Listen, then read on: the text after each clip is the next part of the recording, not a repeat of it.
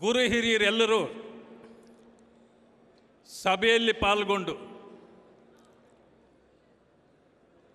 ಕೆಂಪೇಗೌಡರ ಜನ್ಮ ದಿನಾಚರಣೆಯನ್ನು ಸಂಭ್ರಮಾಚರಣೆಯನ್ನು ಮಾಡ್ತಕ್ಕಂಥ ಸಂದರ್ಭವನ್ನು ಕಲ್ಪಿಸಿಕೊಟ್ಟಿರ್ತಕ್ಕಂಥ ಮಿತ್ರರು ಶಾಸಕರು ಆದ ಅಶ್ವಥ್ ನಾರಾಯಣರವರೇ, ತಮಗೆ ನಮ್ಮೆಲ್ಲರನ್ನೂ ಈ ಸಂದರ್ಭದಲ್ಲಿ ಸೇರಿಸಿದ್ದಕ್ಕಾಗಿ, ಅದರೊಟ್ಟಿಗೆ ಅನೇಕ ಸಾಧಕರನ್ನು ಗೌರವಿಸಿದ್ದಕ್ಕಾಗಿ ಮೊದಲನೆಯದಾಗಿ ತಮಗೆ ಅಭಿನಂದನೆಗಳನ್ನು ಸಲ್ಲಿಸಲಿಕ್ಕೆ ಬಯಸ್ತೇನೆ. ಮಾನ್ಯ ಬಂಧುಗಳೇ, ಬೆಂಗಳೂರು ಮಾನ್ಯ ಕೆಂಪೇಗೌಡರು ಕಟ್ಟಿದ ಬೆಂಗಳೂರು ಅಂತೇಳಿ ಎಲ್ಲರೂ ಮಾತಾಡ್ತೇವೆ. ಕೆಂಪೇಗೌಡರು ಬೆಂಗಳೂರಿನ ಜಾತಿಗಾಗಿ ಆಗಲಿ ಧರ್ಮಗಳಿಗಾಗಲಿ ಬೆಂಗಳೂರಿನ ಕಟ್ಟಿದ್ದಲ್ಲ.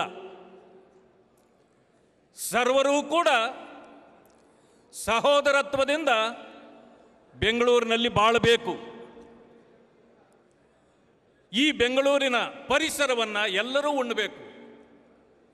ಸಹೋದರತ್ವದಿಂದ ಇಲ್ಲಿ ಎಲ್ಲರಿಗೂ ಬದುಕುವ ಅವಕಾಶವನ್ನು ಕೊಟ್ಟಿದ್ದು ಇವತ್ತು ನೆನೆಯಬೇಕಾಗಿರೋದು ನಾವು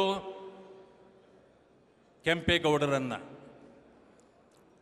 ಆದರೆ ಕೆಂಪೇಗೌಡರು ಒಂದು ಪಟ್ಟಣವನ್ನು ಕಟ್ಟುವಾಗ ಪೇಟೆ ಎಲ್ಲಿರಬೇಕು, ಯಾವ್ಯಾವ ವಸ್ತುಗಳು ಜನರಿಗೆ ಯಾವ ರೀತಿಯಲ್ಲಿ ಒಂದು ಪಟ್ಟಣದಲ್ಲಿ ಸಿಗಬೇಕು ಅನ್ನೋ ರೀತಿಯಲ್ಲಿ ಎಲ್ಲವನ್ನೂ ಕೂಡ ಮಾಡಿದರು. ನೀರಿನ ಕೊರತೆ ಆಗಬಾರ್ದು, ರಸ್ತೆಗಳ ತೊಂದರೆ ಆಗಬಾರ್ದು.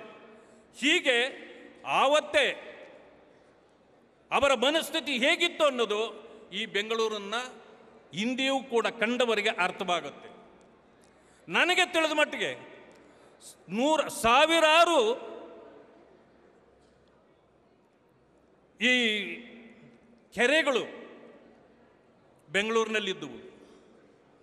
ಇವತ್ತು ಆ ಕೆರೆಗಳು ಎಲ್ಲಿ ಹೋಗಿ ಮಂಗಮಾಯ ಆಗಿವೆ. ನೀರಿನ ಕೊರತೆ ಎದ್ದು ಕಾಣುತ್ತದೆ.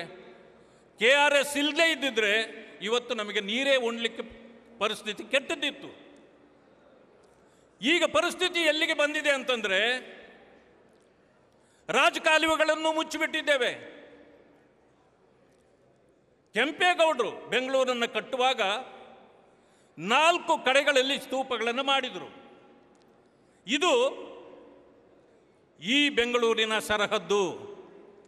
ಈ ರೀತಿ ಈ ಬೆಂಗಳೂರು ಬೆಳೆಯಬೇಕು, ಆ ರೀತಿಯ ಮನಸ್ಥಿತಿ ಅವರಿಗಿತ್ತು. ಇಷ್ಟು ಮಾಡಿದರೂ ಕೂಡ ಎಲ್ಲಿಯೂ ಕೂಡ ಕೆಂಪೇಗೌಡರ ಆಸ್ತಿ, ಕೆಂಪೇಗೌಡರಿಗೆ ಸೇರಿದ ಅವರ ಮನೆತನಕ್ಕೆ ಸೇರಿದ ಆಸ್ತಿ ಎಲ್ಲಿದೆ ಅಂತ ನಾನಂತೂ ಇವತ್ತಿಗೂ ಕೂಡ ನನಗೆ ಗೊತ್ತಿಲ್ಲ. ಯಾಕೆಂದರೆ ಅವರು ಸ್ವಾಭಿಮಾನಿಯಾಗಿದ್ದರು, ಸ್ವಾರ್ಥಿ ಆಗಿರಲಿಲ್ಲ. ಆ ಕಾರಣದಿಂದ ಅವರ ಆಸ್ತಿ ಇಟ್ಕೊಳ್ಳಲಿಲ್ಲ.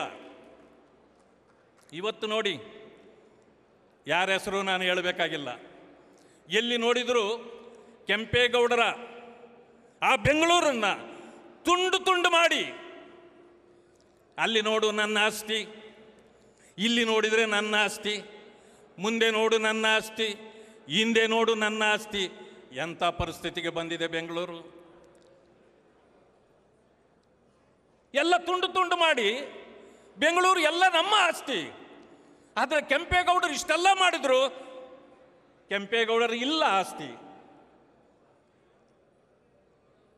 ಇವತ್ತು 4-5 ತುಂಡು ಮಾಡಲಿಕ್ಕೆ ಹೊರಟಿದ್ದಾರೆ ಬೆಂಗಳೂರನ್ನು. ಮೊದಲು ನಾನು ಕೇಳಿದ್ದೆ, ಬೆಂಗಳೂರಿಗೆ ಮೊದಲು ಕಾಲದಲ್ಲಿ ಬೆಂಗಳೂರಿಗೆ ಒಂದು ಹೆಸರಿತ್ತು. ಆ ಬೆಂಗಳೂರು ಅದು 9ನೇ ಸೆಂಚುರಿಯಲ್ಲಿ ಬೆಂಗಾವಲೂರು ಅಂತಿತ್ತು. ಬೆಂಗಾವಲು ಅಂದರೆ ಇಟ್ಸ್ ಎ ಗಾರ್ಡ್ಸ್ ಇರ್ತಕ್ಕಂಥದ್ದು ಅಂತ. ಅದಾದ ಮೇಲೆ ಹಲವು ದಿನಗಳಾದ ಮೇಲೆ ಅದನ್ನು ಬೆಂದಕಾಳೂರು ಅಂತ ಕರೆಯಲಾಯಿತು. ಆದರೆ ಕೆಂಪೇಗೌಡರ ಕಾಲಕ್ಕೆ ಇದು ಬೆಂಗಳೂರು ಆಯಿತು, ಬ್ರಿಟಿಷರ ಕಾಲದಲ್ಲಿ. ಆದರೆ ಈಗ ಈ ತುಂಡು ತುಂಡು ಮಾಡಿ ಬೆಂಗಳೂರನ್ನು, ಕೆಂಪೇಗೌಡರು ಕಟ್ಟಿದ್ದ ಬೆಂಗಳೂರನ್ನು ಒಡೆದು ಈಗ ಯಾವ ಊರಿಗೆ ಯಾವ ಹೆಸರಿಡ್ತಾರೋ ನನಗೆ ಗೊತ್ತಿಲ್ಲ. ಇದನ್ನು ಬಹಳ ಕೆಡಿಸ್ತಕ್ಕಂಥ ಪರಿಸ್ಥಿತಿಗೆ ಇವತ್ತು ಬಂದಿದೆ.